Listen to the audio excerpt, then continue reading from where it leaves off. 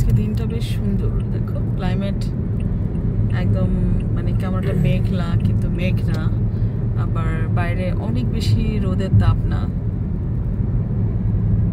সূর্যটা দূরে চলে গেছে, এজন্য তাপ এত দিতে পারছে না। সূর্য দূরে চলে গেছে কেন? সূর্য যে কেন দূরে চলে গেছে, মনে হয় শীতের সময় সূর্য একটু রাগ করে। এখনো শীত আসেনি, কারণ এখনো শীত আসতে নভেম্বরের আগে সেভাবে শীত বোঝাই যায় না মিডল ইস্টে। আর আমি জানি না মিডল ইস্টেরই যে কোনো জায়গাগুলো দেখতে কেমন হয়, রাস্তাঘাটের পাশে কেমন পার্ক থাকে, গাছপালা থাকে। তারপর গতকালকে যেমন আমরা আলবার্সা পার্কে গেলাম, সুন্দর পার্কটা, মাঝখানে একটা বিরাট পুকুরের মতো পন্ড আর কি, পুকুর, সেখানে নৌকা আছে। তো দেখে মনে হলো, রাতের বেলা নৌকাগুলো বেশ কালারফুল ছিল, দেখে মনে হলো যে আমি আর হারুন যদি একটু নৌকা চালাতে পারতাম ভালো লাগতো। আলহামদুলিল্লাহ। সব সময় আসলে কি আমরা খুব কাজের মধ্যে ব্যস্ত থেকেছি। যেমন দুবাই আসার পর থেকেই আমি চাকরি করি, প্রথমে তো এই পরীক্ষা, এই দুবাইয়ের লাইসেন্স, মেডিকেলের যে লাইসেন্স পরীক্ষা, ওটা একটা বিশাল ছিল, খুবই কঠিন। একটু দেখে যাও, দেখে যাও, দেখে যাও। হারুন, কি হলো? তুমি দেখছো গাড়িগুলো কিভাবে যাচ্ছে?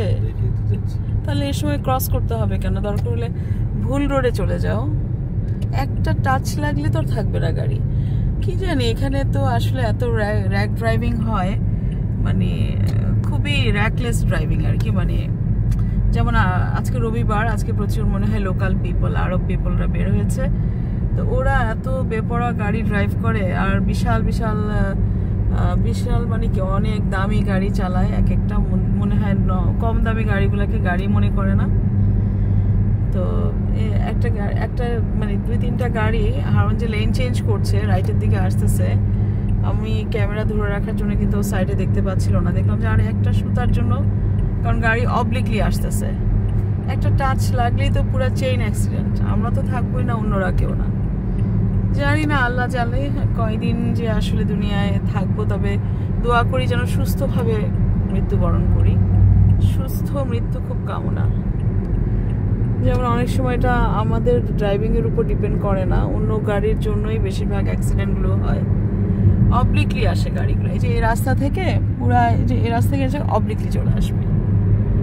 গতকালকে দেখলাম নোয়াখালীর কোন জায়গায় ওটা হারুন, যে গলা কেটে রেখে গেল মা মেয়েকে।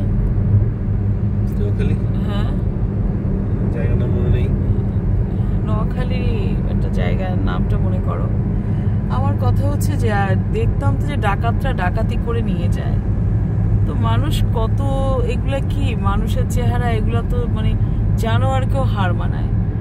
ওরা এসে মা মেয়েকে জবাই করে রেখে তাদের 30 ভরি গহনা, দামি জিনিসপত্র নিয়ে গেছে। তো আমার কথা হচ্ছে, বাবা তুই নে, জিনিস নিয়ে যা, বা ওদেরকে মনে হয় বন্দি করে রেখে যা, তো জবাই করে মেরে রেখে গেছে। মানে এটা কি মানুষ? আমার তো মনে হয় যে কয়জন ধরা পড়ে এটার সাথে সংশ্লিষ্ট, এদেরকে রাস্তায় মানে মাঠে দাঁড় করিয়ে চারপাশে মিলিয়ন পিপল নিয়ে এদের একদম জীবিত হাড়গোড়গুলো টুকরা করা উচিত। মানে হাত পা, হার্ট, লাং এগুলো টুকরা টুকরা করে কেটে ফেললে, তাহলে যদি এগুলো একটু নজির দেখে মানুষ ভয় পায়। আমাদের চারপাশে যে মানুষগুলো আছে